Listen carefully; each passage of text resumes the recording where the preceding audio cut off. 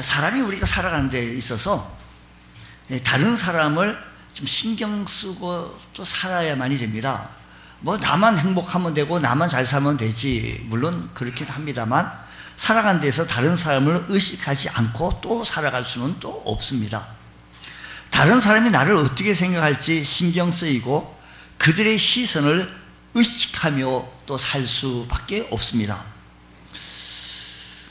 그런데 우리 크리스찬들, 우리 성도들은 주위에 있는 사람들을 의식하고 신경 쓰고 있죠. 저 사람이 주일날 교회를 나가나 안 나가나 하면서 신경 좀 써봐요.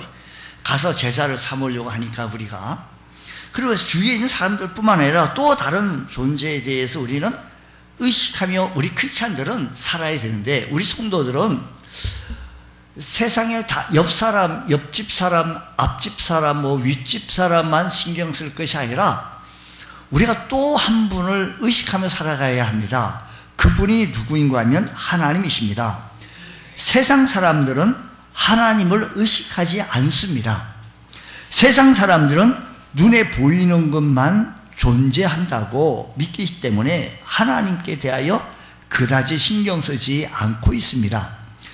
하지만 기독교인은, 우리 성도들은 눈에 보이지 않는 존재함을 우린 알고 있고 믿기 때문에 영적인 존재인 육신의 감각으로 느끼지 못할 때가 있지만, 그럼에도 불구하고 우리가 꼭 신경 써야 할 분이 계신데 그분이 하나님이십니다. 우리는 그분을 늘 신경 써야 합니다. 이럴 때 예수님이라면 어떻게 하셨을까? 이럴 때 하나님은 어떻게 하셨을까? 하나님이 좋아하실까? 하나님이 기뻐하실까? 라고 하는 하나님의 초점으로, 하나님의 안경으로 이 사건을, 이 사실을 바라볼 수만 있다라고 한다면 우리는 틀림없는 믿음의 사람으로 강건해질 수 있다라는 겁니다. 하나님은 영이시니 예배하는 자가 신령과 진정으로 예배할지니라고 하였습니다. 하나님은 어떻다고요? 영이시라 그랬습니다. 영이신 하나님께서 존재하십니다. 존재하실 뿐만 아니라 하나님께서는 이 세상에 충만하십니다. 모든 곳에 편재하십니다. 모든 곳에 계신다는 겁니다. 모든 세상을 살피시고 세상 경영은 하나님 손 안에 있습니다. 아무리 사람이 뭐 한다고 할지라도, 아침 일찍 일어나면 늦게 누우며 수고의 떡을 먹는다 할지라도 하나님이 함께 하시고 도우시지 아니하시면 모든 것이 허사다라고 시인이 시편의 기자가 고백했던 것처럼 하나님의 도우심과 하나님의 역사하심을 우리 날마다 체험하며 살아야 할 것입니다. 이것을 자각하며 살아나가는 사람들이 기독교인이요, 이것을 자각하며 살아가는 사람이 교인이요 성도입니다. 그렇다면 지금 하나님 앞에 있음을 기억하면서 우리의 시선을 하나님 앞에 고정해 볼 수 있는 것. 그래서 하나님을 만났던 모든 사람들, 모세도 그렇고 바울도 그렇고 모든 사람들이 하나님 만나고 그 인생의 놀라운 변화를 겪었는데, 모세는 호렙산에서 하나님 만났고 그 만남 이후에 늙은 양치기였던 그가 민족의 지도자가 되어졌고, 바울 역시 다메섹 도상에서 부활하신 주님을 만난 이후에 교회의 박해자, 핍박자였던 그가 교회의 지도자가 되어졌던 겁니다.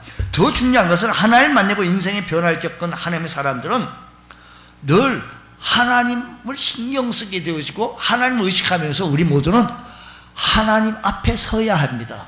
하나님 앞에 서는 것을 늘 훈련해야 합니다. 하나님 앞에 서는 것. 하나님 앞에 서서 영적 깊은 교제를 나눌 때만이 하나님께서 이 사건을 어떻게 풀어나가실까? 하나님이시라면 이런 내가 어려운 가운데 어떻게 또 역사하실까? 모든 신경이 하나님 중심적인 신앙생활을 할 수 있습니다. 그래서 하나님의 사람들이 가장 두드러진 특징 앞에 하는 것은 하나님 앞에 서는 겁니다. 그래야 하나님을 신경 쓰고 하나님을 의식할 수가 있습니다. 그러면 하나님의 사람들이 하나님 앞에 설 때 어떤 일이 일어나냐? 그 먼저 코람 데오, 우리 하나님 앞에 서자는 거예요. 코람 앞에 데오, 하나님, 즉 코람 데오는 하나님 앞에서라는 겁니다. 모든 사람이 하나님 앞에 있는 존재임을 우리는 기억하면서 하나님 앞에서 우리의 믿음 생활을 하는 것은 근본적으로 사람을 의식하며 사람 보이기 위함이 결코 아니며 하나님의 시선을 의식하면서 하나님 앞에 살아가는 것이 성도의 삶인 것을 기억하시기에 우리는 하나님 보시기에 어떠한지 깨닫고 하나님 중심으로 살아갈 수 있는 복된 성도 되시기 바랍니다. 제가 이 찬송을 참 좋아해서 맨날 잘 틀어놓고 10번, 100번도 듣고 그랬습니다. 시선. 모든 시선을 주님께 드리고 살아계신 하나님을 느낄 때 내 삶은 주의 역사가 나고 하나님의 일하기 시작하는 것을 저도 체험하게 되어지고 시인도 체험했던 모습을 바라봅니다. 내게로부터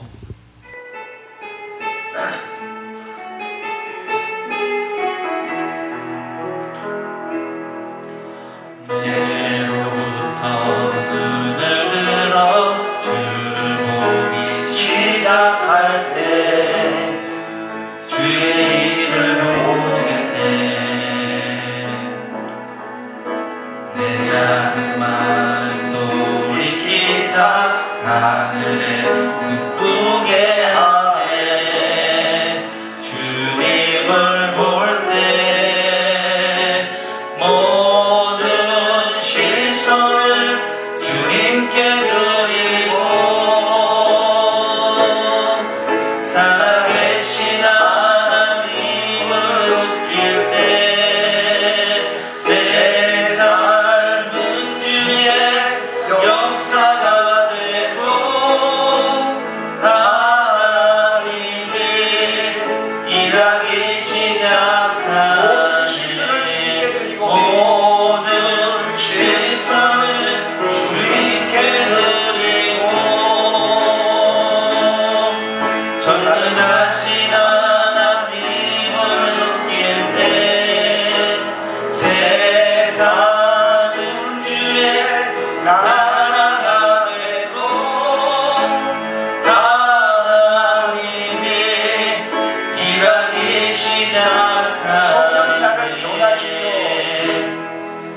성령이 나를 변화시켜 모든 두려움 사라질 때 주의 일을 보겠네. 황폐한 땅 한가운데서 주의 마음 알게 되니 주님을 볼 때 모든 시선을 주님께 드리고 전능하신 하나님을 느낄 때 세상은 주의 나라가 되고 하나님이 일하기 시작하네. 모든 시선을 주님께 드리고 모든 시선을 주님께 살아계신 살아계신 하나님을 느낄 때 내 삶은 주의 역사가 되고 하나님이 일하기 시작하네. 모든 시선을 주님께 드리고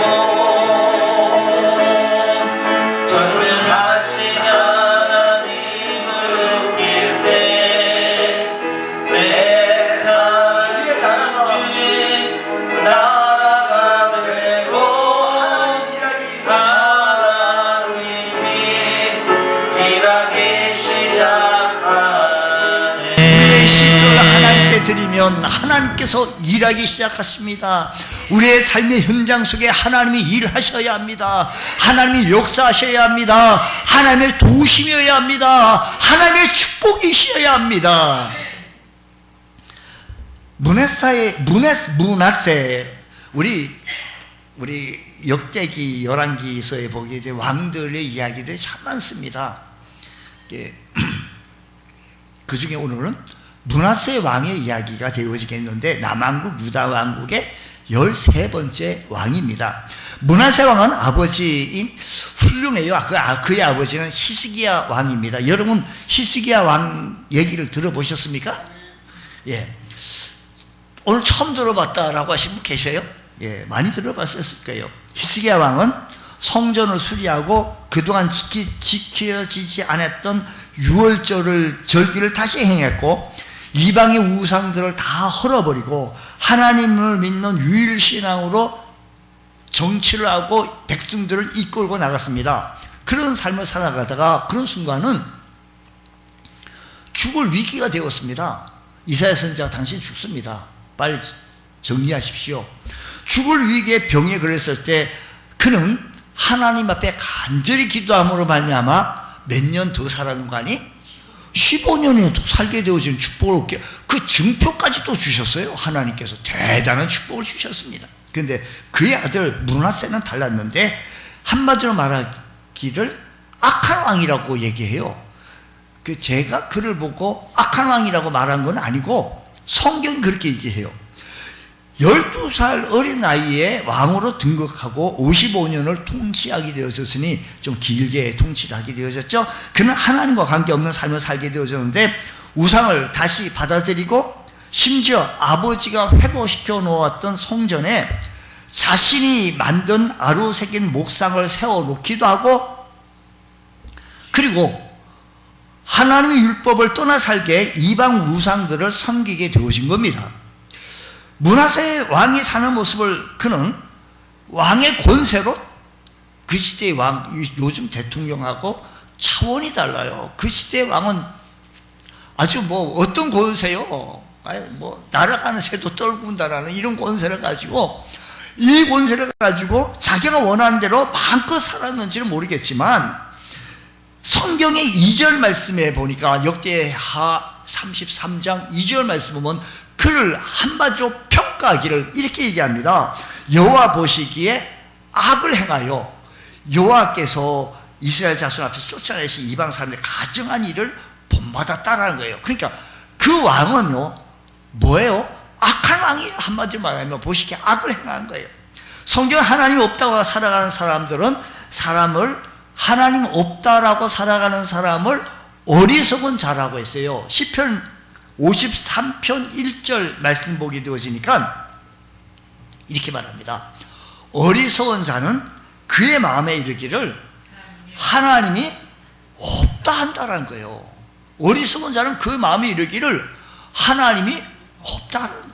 하나님이 없다라고 하는 사람 모든 사람들은 어떤 사람일까요?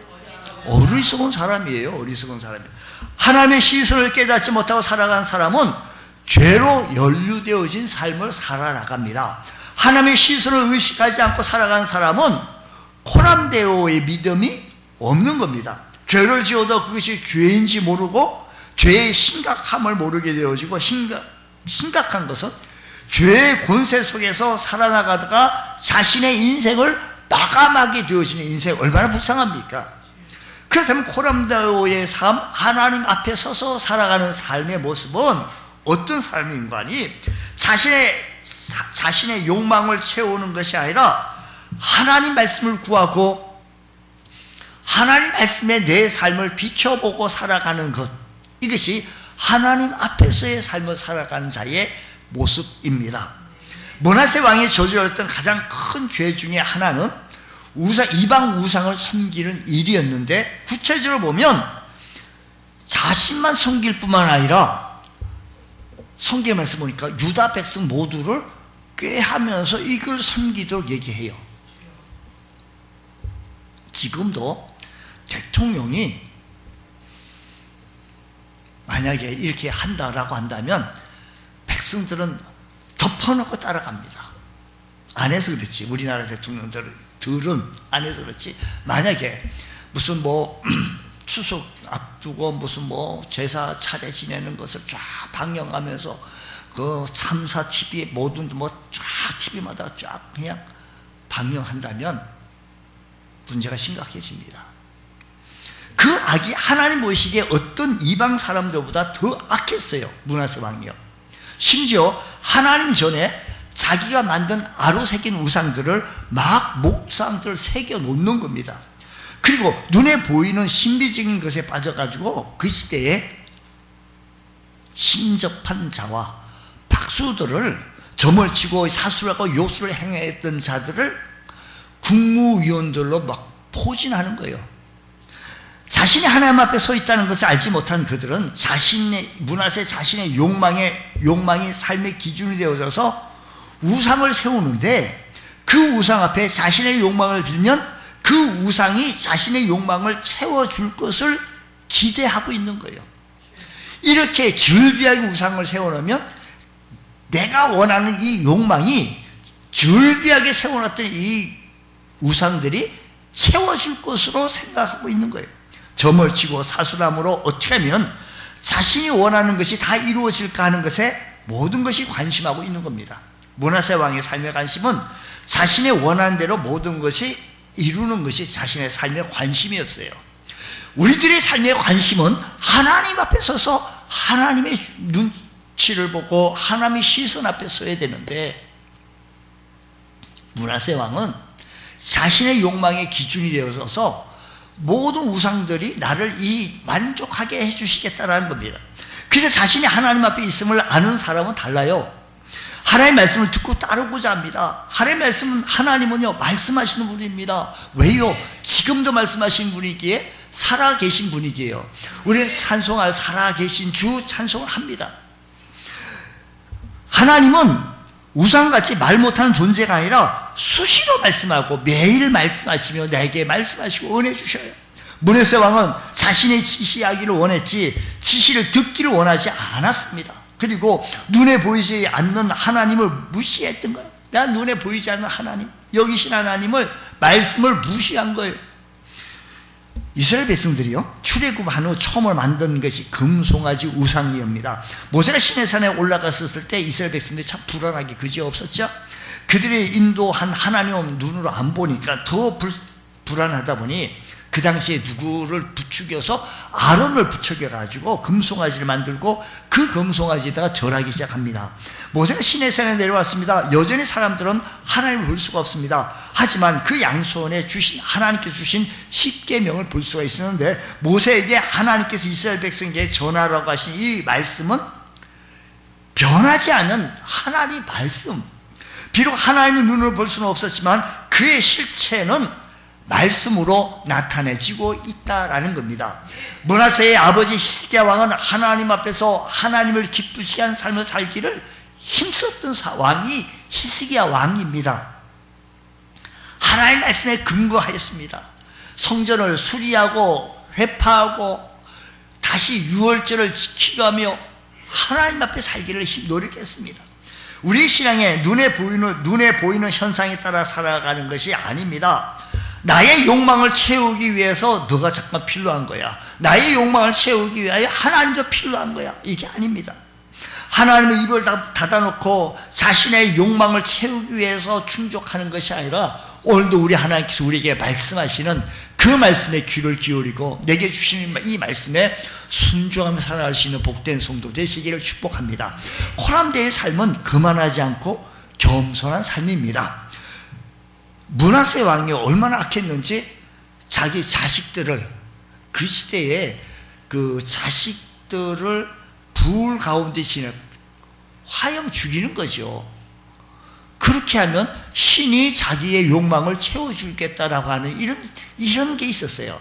그래, 므낫세 왕이 오늘 말씀 보니까 역대하 33장의 말씀 보면 자식들을 불 가운데 지나게 했으니까 얼마나 참 무지 악하고, 참 이 악하지 아니하고는 자기 자식 그렇게 할 수가 없습니다.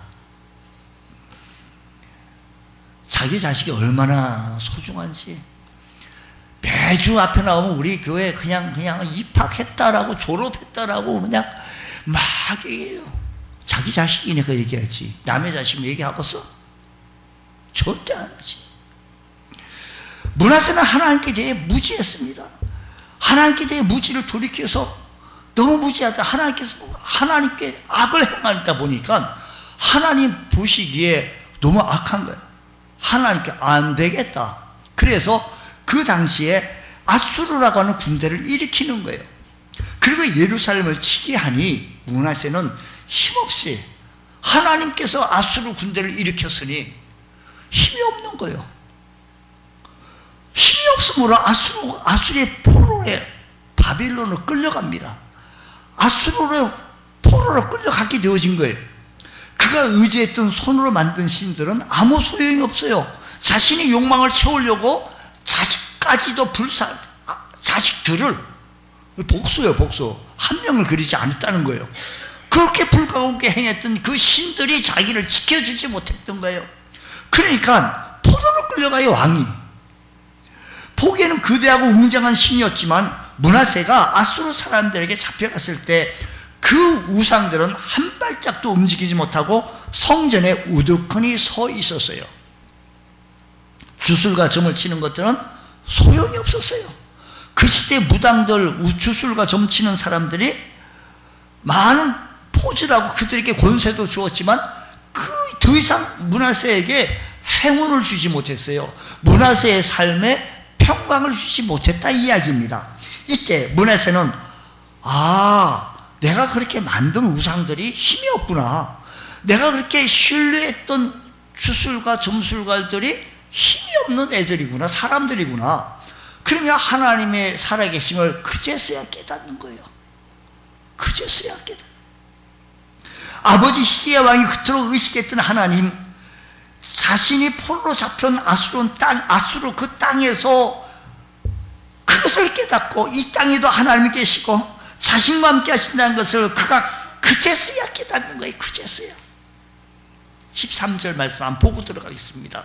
13절 말씀 보게 되어지니까 이렇게 말씀하십니다.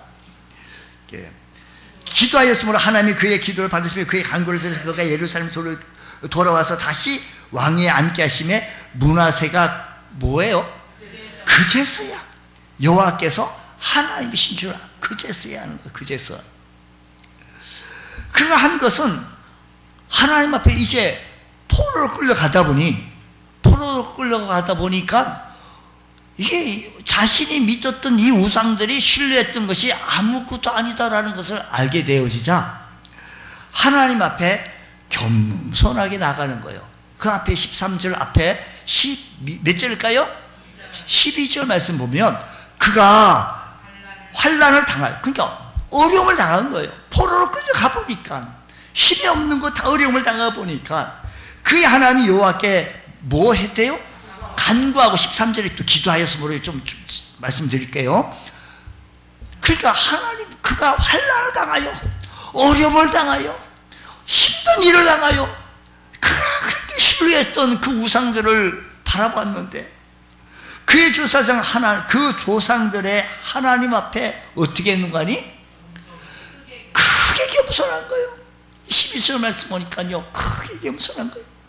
아수르 사람들에게 잡혀왔다고 아수르 사람들 앞에서 자신을 아수르 사람들에게 자신을 크게 겸손해진 게 아니고 그제서야 살기 위해서 사람들 앞에, 아수르 사람들 앞에 나 좀 살려주십시오라고 비굴하게 하지 않고 므낫세는 하나님 앞에 자신을 크게 내려놓습니다. 누구 앞에? 하나님 앞에. 하나님 앞에.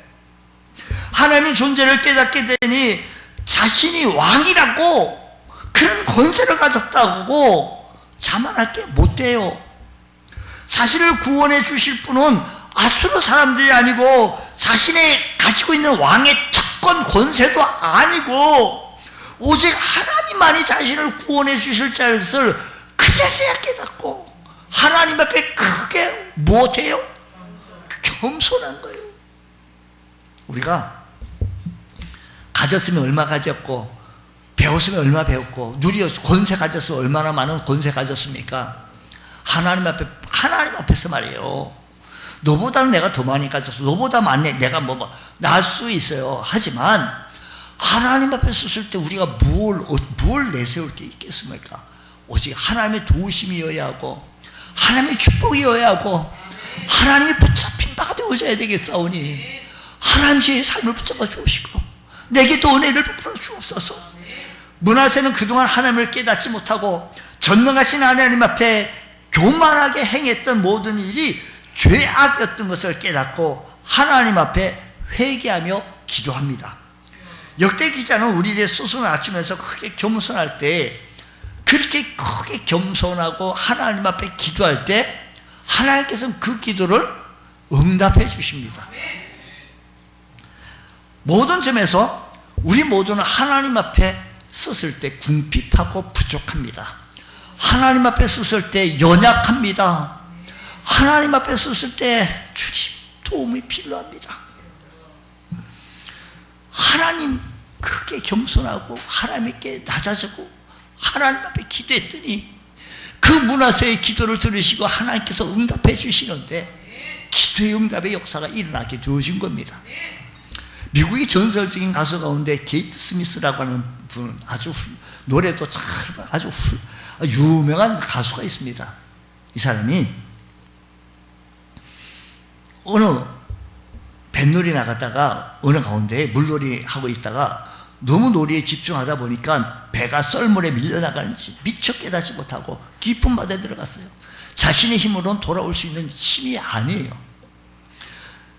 그들은 그곳에서 어쩔 줄 몰라 방황하고 힘들어하게 되었을 때 게이트 스미스라는 두려워 떠는 그들을 동료들과 함께 같이 성경에 보니까 두세 사람이 모여서 기도하면 하나님이 응답하신다는 이 말씀이 생각나서 함께 그곳에서 기도했어요. 자신들이 노를 짓고 자신들이 무슨 어떻게 해서 나올 길이 없어요. 구원할 길이 없어요. 한참 두세 사람이 기도했다. 우리 같이 여기 세 사람 이상 모였으니 기도합시다. 기도합시다. 기도합시다라고 했었을 때 조금 있으면 머리를 들어보니 하나님 우리가 죽게 되온다이다. 어떻게 하면 좋겠습니까? 살려주십시오. 살려주십시오. 도와주십시오. 라고 하나님 앞에 간절히 기도했더니 그 기도가 응답이 되어져서 저 멀리서 불빛이 빛이 되어지는데 큰 구조선이 2개 되어졌다 이야기입니다. 그렇습니다. 하나님께 우리가 크게 겸손하여 기도하면 우리 하나님은 응답해 주시기를 좋아하시는 하나님이십니다. 그는 하나님께 므낫세 그는 하나님께 간절히 크게 겸손하고 기도했더니 하나님이 응답해 주셨어요. 아무리 내가 기도한 게 아니고 므낫세가 기도했다 치더라도 나와 아무 상관없는 일이다 할지라도 아멘이라고 하는 것은 우리 입에서는 절대 안 나오지. 이게 내 얘기요. 이게 내 얘기. 응답해 주신 내 얘기예요. 그 므낫세 얘기로 끝나는 게 아니고 크게 겸손하게 기도했더니 어떻게 응답해 주신 거 아니? 바벨론 아수르에 끌려가지고 갔는데 포로로 끌려갔는데 그곳에서 풀려나올 수 있는 길은 자기가 가지고 있는 권세, 자기가 그동안 섬겼던 그 우상신들이 아닌 걸 알았어요. 하나님 앞에 나갔더니 응답해 주셨는데 그것이 13절 말씀 보면 이렇게 다시 13절 말씀 보면 이렇게 해요. 기도하였으므로 하나님이 그의 기도를 어떻게 했는 거 아니? 받으셨어요. 므낫세는 바로 자신이 하나님 앞에 있는 존재임을 알았습니다. 하나님 앞에 있는 존재임을 깨닫게 되었을 때 우리가 하나님 앞에 있는 존재인 걸 깨닫게 되었을 때 우리 모두는 겸손할 수 있습니다. 겸비해질 수 있습니다. 비록 왕이라 할지라도 자신은 하나님 앞에 섰을 때 보잘것없는 무지한 존재인 것을 깨닫게 되어지고 하나님이 알지 못하고 그만하게 살던 모든 죄를 회개하며 주님 앞에 섰을 때 하나님께서는 그의 기도를 받으시고 들으시는 하나님.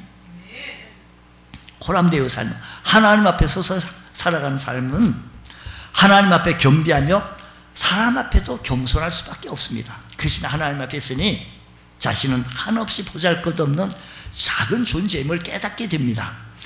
아무리 세상에서 높은 명예와 사회적 거리의 자리에 있다고 할지라도 심지어 므낫세같이 왕의 자리에 있다 할지라도 하나님 앞에서는 아무것도 아닌 것을 깨닫게 되어질 때 그때야 겸손해질 수 있습니다. 그리고 회개할 수밖에 없습니다.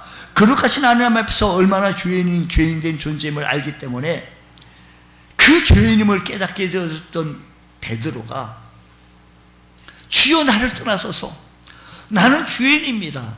그 얘기가 앞뒤 이야기 잘 안 맞아요. 그가 깨달았던 거예요.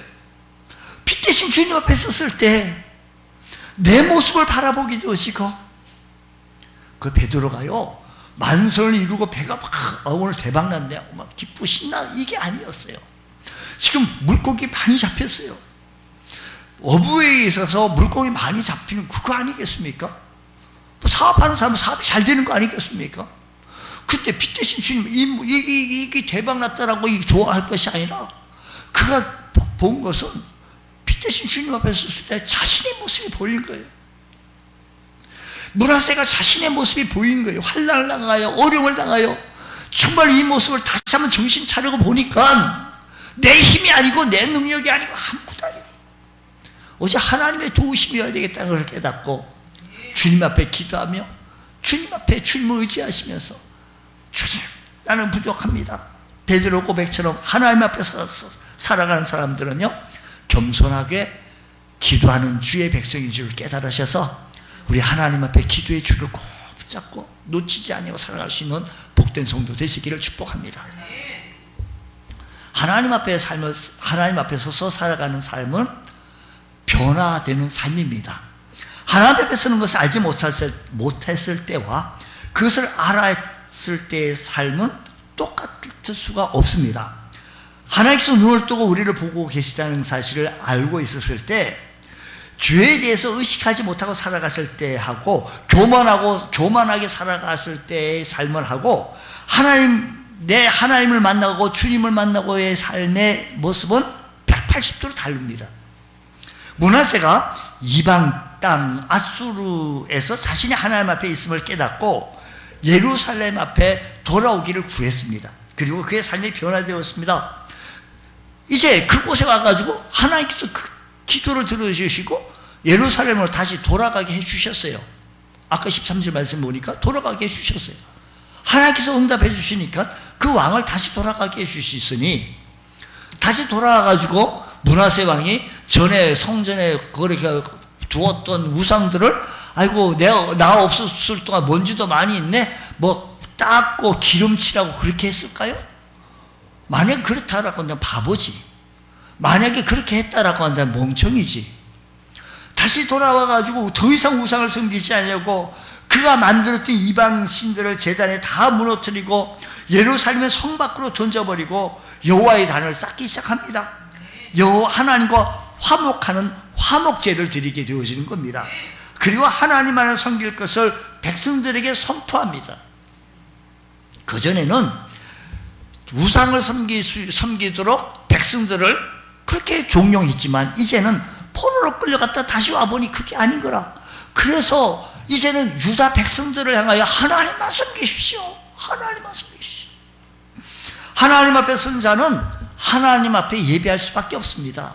하나님을 깊이 체험했던 사람들은 하나님 앞에 예배 드리는 것을 즐거워합니다. 하나님 앞에 예배 드리는 것을 기뻐할 수가 있습니다. 더 이상 나의 감각과 눈에 보이는 것에 근거해서 살아가는 것이 아니라 하나님 말씀에 근거하여서 우상을 타파하고 그동안 자기 욕심, 자기 욕망을 채우기 위해서 우상이 필요하고 돈이 필요하고 자리가 필요한 것이었는데 이것이 아니라 하나님 중심적인 삶을 살아가게 되어서 하나님 앞에서 하나님이시라면 하나님을 의식하며 하나님이 도우시고 살아가려고 삶이 변화되어지더라라는 겁니다.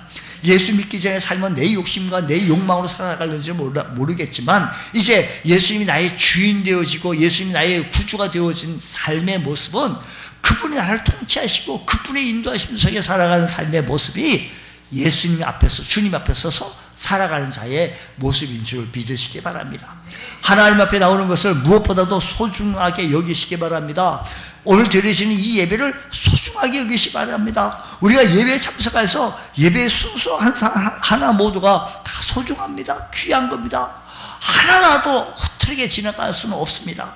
찬양을 드릴 때 그 찬양 속을 통해 하나님을 섬기며 기도를 통해 하나님을 섬기는 것이며 이렇게 말씀을 들을 때 말씀을 경청함으로 하나님을 섬기는 겁니다. 오늘 우리 여러분, 우리 이것이 변화되온 삶의 모습인 줄 기억하면서 므낫세는 다시 돌아와서 하나님 안에 섬기십시오. 조상의 하나님, 아브라함과 이삭과 야곱의 그 하나님을 섬깁시다. 하나님께로 돌아옵시다. 오늘 우리들 하나님 앞에 서서 하나님을 바라보며 하나님을 의식하며 살아갈 수 있는 복된 성도 되시기 바랍니다. 뿐만 아니라 하나님 앞에서 살아가는 삶은 하나님을 기쁘시게 하는 삶으로 살아가는 것입니다. 므낫세는 하나님을 만나 기도만 하고 끝난 것이 아니라 읽지는 않았어요. 14절, 15절 읽지는 않았지만 14절 말씀 보면 국방력을 튼튼하게 합니다. 이제는 국방력을 튼튼하게 합니다. 15절 말씀 보게 되어지니까 종교 개혁을 단행합니다. 다시 말하면 이방 신들과 여호와의 전을 우상을 다 제거합니다. 다 쓸어버립니다. 여호와의 전을 건축한 산에서 예루살렘에 쌓은 모든 제단들을 다시 성 밖으로 내버립니다. 그는 과거에 아버지 히스기야 종교 개혁을 완전히 뒤바뀌었던 사람이었는데 이제는 그렇게 우상 숭배했던 그가 악하게 하나님 보시기 악했던 그가 아들들을 불태워 죽이고 온 나라의 역술로 장려했던 그가 이제는 변화했습니다. 어떻게 하나님을 기쁘시게 하는데, 사랑하는 성도 여러분, 우리가 하나님, 우리 매일의 삶 속에서 하나님이 이렇게 하시면 하나님이 기쁘십니까? 하나님 좋습니까? 부르가며 살아가는 사람이 하나님 앞에서 삶을 살아간 자의 모습입니다. 우리 신앙의 삶이 하나님 앞에서의 신앙생활의 모습은 하나님 앞에 나가는 겁니다. 인생이 끝났다 하나님 기뻐하시는 삶을 선택하는 겁니다. 16절 말씀 보면 이렇게 말합니다. 여호와의 제단을 보수하고, 제단을 수리했다는 거예요.